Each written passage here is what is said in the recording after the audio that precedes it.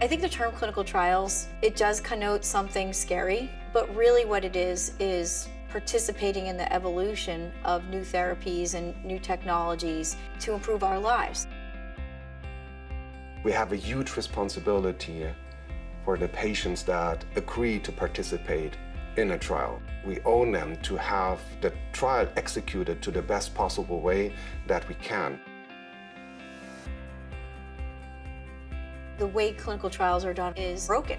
They've been just riddled with challenges and problems, and they're dysfunctional. We're trying to close that dysfunction gap by creating a very fluid ecosystem. The root cause is clinical trials don't happen where patients live. When a patient enrolls in a trial, they rarely ever stick in the trial. They'll be asked to come back 3, 4, 5, sometimes 25 times. This idea hit, what if we bring the trials to the patients, and I mean where they are, and we have the clinicians that are interacting with them, that they can trust them, they're from their community, they speak their language.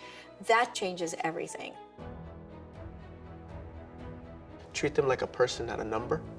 So I would say the data cannot be any more accurate than thinking about this individual as an actual individual, as a mom, as a dad, as a grandmother, as a grandfather. One thing that I learned that was just mind-blowing to me was the fact that our study quality is equal to quality that's performed inside of hospitals or clinic settings. So I go to a patient's home, you actually feel like, whoa, I'm making a difference in this person's life.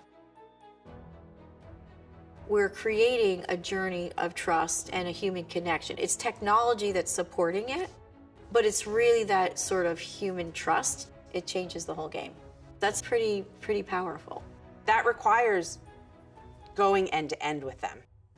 Empowering these clinicians to capture that data in a pristine way. You're gonna get your signals faster. There's amazing drugs in the pipeline, but companies have to make a choice about how many drugs or devices that they're gonna put into the next step, which is the clinical trial. Most often, by the way, it's the ones with big markets, because that's gonna be the biggest return on the investment. But what about the rare diseases? What about pediatric population? The world needs Hawthorne Effect.